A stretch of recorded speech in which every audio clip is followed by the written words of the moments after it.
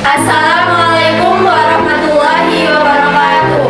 Hai semuanya, perkenalkan nama saya Nabila Sudintias dan karakter saya Ratri Nafsatul Hasanah.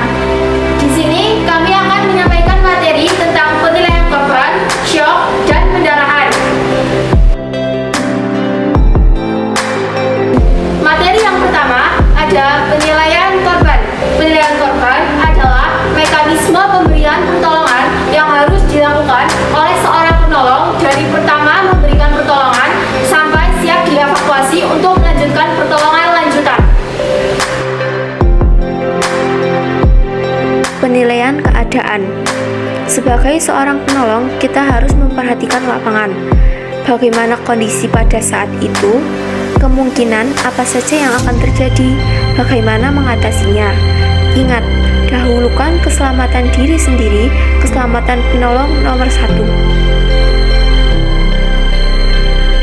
Penilaian dini. Hal-hal yang ditentukan antara lain 1. Kesan umum, 2. Respon, 3. Awas, 4. Suara, dan 5. Nyeri.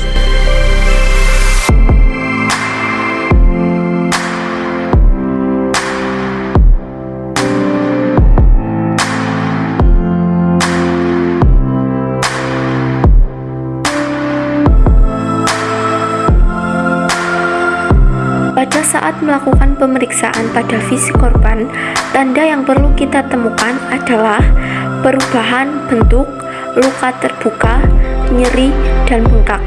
Upaya pemeriksaan lebih lanjut terhadap kondisi korban perlu dilakukan pemeriksaan yang lebih lengkap dari ujung kepala sampai ujung kaki. Kepala meliputi telinga, hidung, mata, dan mulut, leher, dada, perut, punggung, panggul, dan anggota gerak atas dan bawah.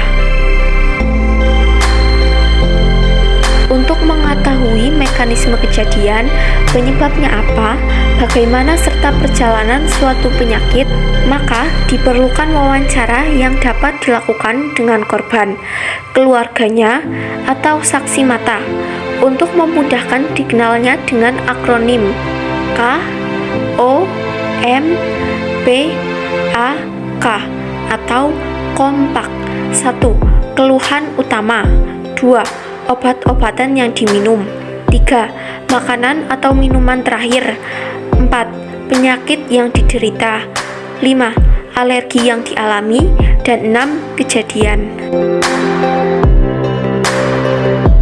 Usahakan dalam pemberian pertolongan, terutama melakukan pemeriksaan secara berkelanjutan sebelum mendapat pertolongan medis. Pemeriksaan berkala umumnya melakukan penilaian meliputi tingkat kesadaran korban, terus beri perhatian terhadap jalan nafas korban, jangan sampai kembali tertutup, nilai kembali pernafasan, frekuensi dan kualitasnya. Periksa kembali nadi korban, pantau keadaan kulit baik suhu, kelembapan, dan kondisinya. Lakukan pemeriksaan secara seksama, jangan ada bagian yang terlewatkan. Nilai kembali pelaksanaan korban secara keseluruhan dan terus jalin komunikasi dengan korban untuk menjaga rasa aman dan nyaman. Setelah selesai melakukan pemberian pertolongan terhadap korban, penolong wajib membuat sebuah dokumen pelaporan tindakan pertolongan secara singkat dan jelas tentang apa yang sudah diberikan serta dilakukan kepada korban. Dalam laporan sebaiknya termuat 1. Umur dan jenis kelamin. 2. Keluhan utama. 3. Tingkat kesadaran. 4. Keadaan jalan nafas. 5. Pernafasan. 6. Denyut nadi. 7. Pemeriksaan yang penting. 8. Kompak yang penting. 9. Pelaksanaan dan perkembangan lainnya yang dianggap penting. Materi yang kedua yaitu syok. Syok terjadi apabila sistem peredaran darah gagal mengirimkan darah yang mengandung oksigen dan bahan nutrisi ke dalam organ vital, terutama otak, jantung, dan paru-paru. Penyebab terjadinya syok antara lain 1. Kegagalan jantung memompa darah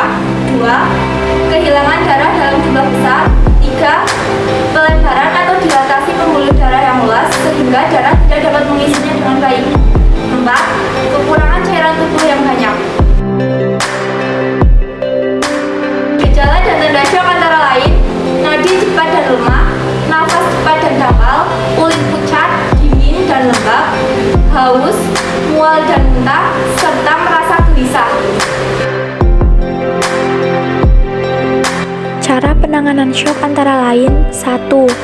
Baringkan penderita secara perlahan. Jangan menggerakkan atau memindahkan penderita jika tidak diperlukan. Kendurkan atau buka pakaian yang ketat. Periksa denyut nadi dan jantung. Berikan penderita selimut untuk menghangatkan dan menenangkannya. Jangan beri penderita minum atau makan. Tutupi dan sumbat area yang berdarah dengan handuk atau kain jika penderita mengalami pendarahan. Dan terakhir, jika penderita mengalami muntah atau mengeluarkan darah dari mulut, ubah posisinya menjadi menyamping untuk menghindari tersedak. Materi yang ketiga yaitu pendarahan. Pendarahan adalah rusaknya dinding pembuluh darah yang disebabkan oleh luka paksa atau penyakit. Ada 3 golongan pendarahan. Yang pertama, ada pendarahan nadi atau arteri. Pendarahan dari pembuluh nadi berwarna merah terang dan keluar sesuai denyut nadi. Yang kedua, ada pendarahan balik atau vena. Darah yang keluar dari pembuluh balik mengalir dan berwarna merah gelap. Yang ketiga, ada pendarahan kapiler. Berasal dari pembuluh kapiler, darah yang keluar merembas perlahan. Ada 2 jenis pendarahan. Yang pertama, pendarahan luar. Pendarahan yang terlihat jelas keluar dari luka terbuka. Yang kedua, pendarahan dalam. Pendarahan dalam biasanya tidak terlihat dan kulit tidak nampak kusam. Pelindungan terhadap infeksi pada penanganan pendarahan antara lain memakai APD, tidak menyentuh mulut, mata, hidung, dan makanan saat merawat, mencuci tangan setelah selesai perawatan, dan membuang bahan yang sudah digunakan untuk merawat korban. Mengendalikan pendarahan luar ada 2 macam. Yang pertama, tekan langsung.